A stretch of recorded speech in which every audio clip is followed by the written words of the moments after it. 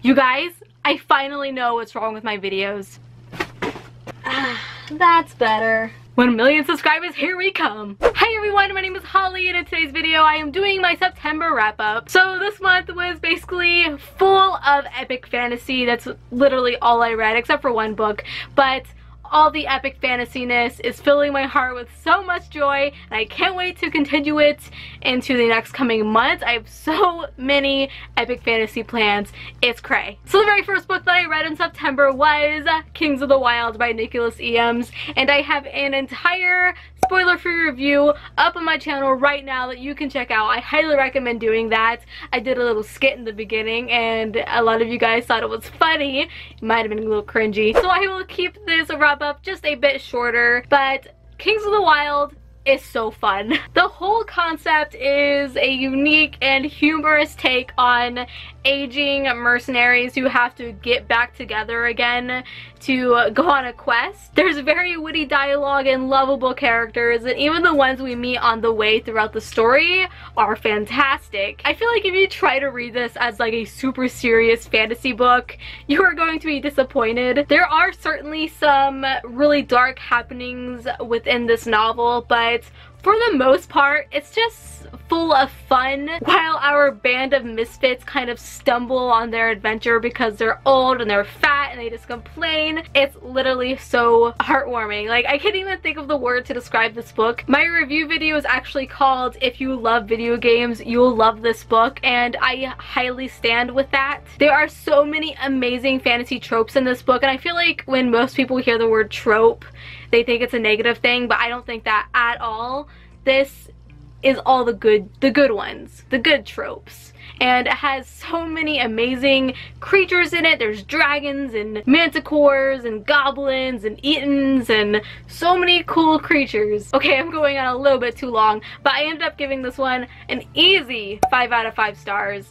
And it's for sure a new favorite.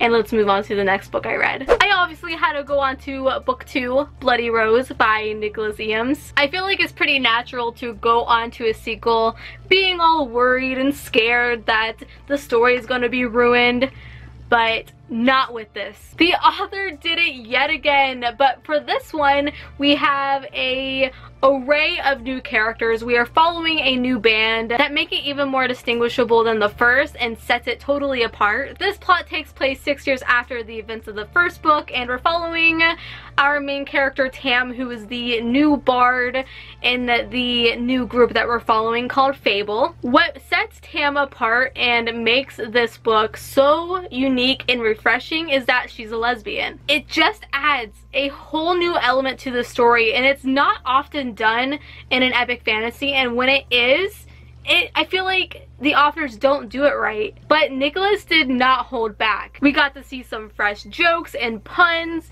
and the main female character is flirting with other women. It's just fun. It's just so full of fun. And I can't even believe that this is the author's debut novel. I need more books from him. He's definitely pulled through to being one of my top favorite authors, who I now follow on all social media. So this was another extremely easy 5 out of 5 stars. Loved it. And the next book I read was I Hate Fairyland Volume 4 by Scotty Young. This is the final volume in this series, and I don't even know what to do with my life anymore. I really can't say much about this book because, well, spoilers, but know that it is so bittersweet. It paid homage to so many moments that us fans have been dying to see. One of the moments being with Larry, who has been with Gertrude this entire series. He's actually this little bug right here floating. The illustrations killed it like always, bright and vibrant, and that's what I look forward to so much with each volume that came out. I was like, yes, another bright, really fun volume to read and full of murder. If you haven't started this series yet, this would be the perfect time to start it because it is now finished and you can just read all of them all at once and feel the glory. And the final book that I read for September is probably the most exciting one maybe to you guys, and that was The Name of the Wind by Patrick Rothfuss. And I buddy read this with Kristen from Super Space Chick, which was so fun, and I appreciate the chance to be able to buddy read with one of my favorite booktubers ever that I now consider a friend. I still kind of fangirl every now and then when she messages me or something, when she like replies to an Instagram story. I'm like, oh my god, oh wait, yeah, I talk to her on the regular now. And now I got to buddy read one of her all-time favorite books.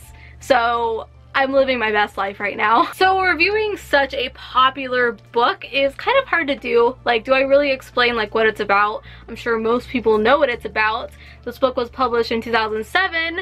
Still not a completed trilogy yet. Patrick Rothfuss has the George R.R. Martin syndrome, which there is no cure for. But it follows a boy named Quoth, and he's basically just narrating his life to a chronicler, and it's really interesting. He talks about being a member of a traveling troupe, which is his family, and then later on the trials of living on the streets, and then eventually being accepted into the university, which is a magic school. Speaking of the university, that's probably where we meet the best characters in my opinion, and I also feel like it's where the plot really comes to life. And this is where we also get to learn the really interesting magic system, and I really like how it is more on the realistic side, where it's not just like staffs of magic or anything or like wands, but it's where you bind two objects together. Oh, this book is killing my wrist already. And it wasn't even called magic, it was called sympathy. I don't know, I just loved how complex the story was, and it took me a very long time to read just because I had to keep stopping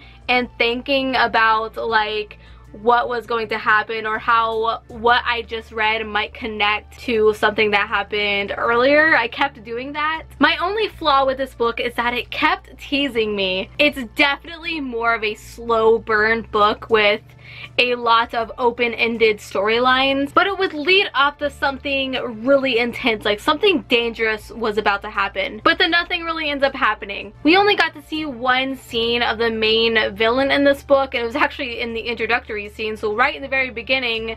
So throughout 700 pages, we never got to see that again. And I kind of felt this tease tied to Quoth as well. His character is built up so much in the very beginning, but I honestly kind of just see him as a smart kid. I didn't quite see him being like super powerful yet. I'm wondering if that comes in more in the second book. But yeah, he just seemed really smart.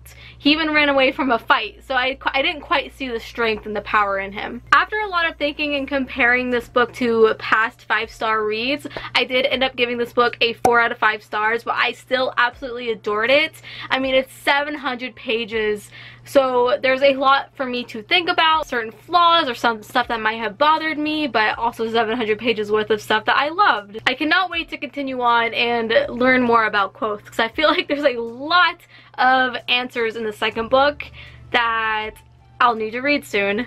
Oh, that hurts so bad. Alrighty, so that was my September wrap up. I really hope you guys enjoyed. My October TBR is going up tomorrow, so be on the lookout for that. Turn on my post notifications, click that little bell beside the subscribe button or beside my name, wherever it's at, so that you get notified for when that TBR video goes up and every other video. Go ahead and follow me on my social media. On Instagram, I am at HollyHeartsBooks, and on Twitter, I'm at HollyKnees, and until we meet again, happy reading.